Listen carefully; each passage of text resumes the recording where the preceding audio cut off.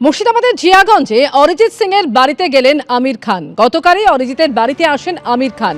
এই দিন তার স্টুডিওতে ঢুকতে দেখা যায় আমির খানকে এবং সেখানে বেশ কিছুক্ষণ দুজনে মিলে কাজও করেন। কিছুদিন আগে সিনেমাতে প্লেব্যাক ছেড়েছেন শিল্পী অরিজিৎ সিং। আগামী দুদিন অরিজিতের বাড়িতেই আমির খান থাকবেন বলে সূত্রের খবর।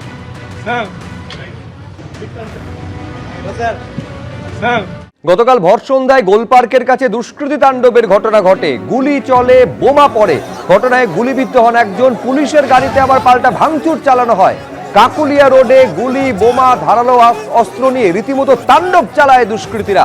গোলপার্কের কাছে ৫৫ তলায় এই ঘটনায় একজন গুলিবিদ্ধ হয়েছেন বলে খবর। আহত হয়েছেন ৩ জন। ১০ জনকে পুলিশ এখনো পর্যন্ত গ্রেফতার করেছে। রবীন্দ্র সরোবর থানায় ৩টি ভিন্ন ভিন্ন অভিযোগ দায়ের হয়েছে।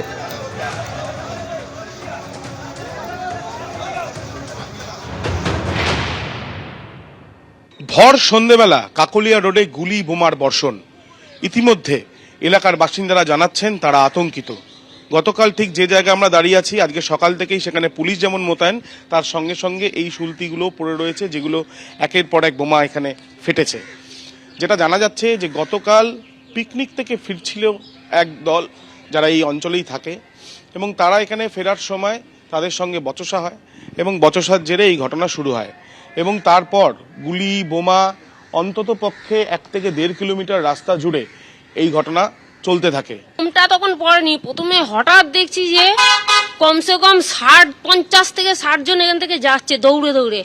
আমি ভাবলাম ওখানে ট্রেন মাঝে মাঝে অবরোধ হয়তো ট্রেনটা চলছে না, ওই জন্য হয়তো যাচ্ছে। তো তাই সব হতে হতে তারপরে আরো লোক হয়ে গেল ১০০ জনের মতো। এবার আমার দোকানেও এসেছিল, ওরা বলছে যে রুমাল আছে, আমার দোকানে আছে কিন্তু আমি দিইনি।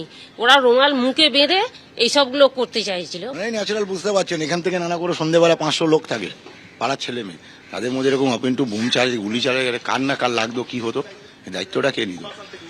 ২ মিনিটের রাস্তায় পুলিশ স্টেশন, দাবি কেউ আসেনি, সব তো ছেলে মেয়ে দৌড়াচ্ছে। আতঙ্কে তো আছি আমরা সবাই। আর ওখানটা বাচ্চাগুলো খেলছে, তখনই দেখছি যে ২০০ খানার মতন ছেলে ঢুকলো। ঠিক ওই গাড়ি, লাল গাড়িটা আছে, অতটা অব্দি এসছে, দিয়ে আস্তে আস্তে আসছে গুলি বোম। আমরা তো দিশাহারা, মানে বাচ্চাগুলো সব ওখানে বসে আছে, ওরকম ভাবে গুলি বোম পড়ছে। আমি সে কবেকার দেখেছি ওইসব জিনিস, এইসব তো আর এই এলাকায় হয় না। কাল ঠিক যেখানে এই ঘটনা ঘটেছে, অর্থাৎ কাকলিয়া রোড, সেখানে বোমা গুলি চালানো হয়েছে এবং চালিয়েছে সে এবং তার দলবলেরা। এই বাবু সোনা পাপ্পুর লোক, এমনটাই অভিযোগ উঠে এসছে। কিন্তু তার পরিবারের সদস্যরা কি বলছেন, কোথায় এখন বাবু সোনা, তার মায়ের সঙ্গে কথা বলবো। আপনিই তো বাবু সোনার মা, বাবু সোনা কোথায়? বাবুসা এখন কোথায় আছে বাবা আমরা জানি না, আমাদের সঙ্গে যোগাযোগ নেই, জানি না কোথায় আছে। গতকাল কি ঘটেছিল দিদি? আমার ছেলেরা যেখানে বসে, ঢাকুরিয়ায় যেখানে বসে আমার ছেলেরা গল্প টল্প করে বসে, আর বন্ধু বান্ধবরা, সেখানে কেউ ছিল না। ওই বাপি হালদারের ছেলেরা, বাপি হালদার, ওরা ওখানে গিয়ে ওদের চেয়ার টেবিল ওদের যা জিনিসপত্র সব ভাঙচুর করে, এবং এই রাস্তা দিয়ে যাওয়ার সময় অকথ্য ভাষায়। বাপি হালদার কোন দল করে? বাপি হালদার তৃণমূল করে। আপনার ছেলে? তৃণমূল করে। এবার এখান থেকে যাওয়ার, বাপি হালদার করে কি? ও প্রমোটিং করে। আপনার ছেলে? আমার ছেলেও করে, মানে বাবু সোনাও প্রমোটিং করে? হ্যাঁ করে, হ্যাঁ। এবার এখান থেকে যাওয়ার সময় গালাগালি, আজে বাজে অকথ্য ভাষায় গালাগালি করে গেল। সোনা পাপ্পুর নামেও গালাগালি করে গেল। সোনা পাপ্পুর এত ক্লোজ ছিল বাবু সোনা?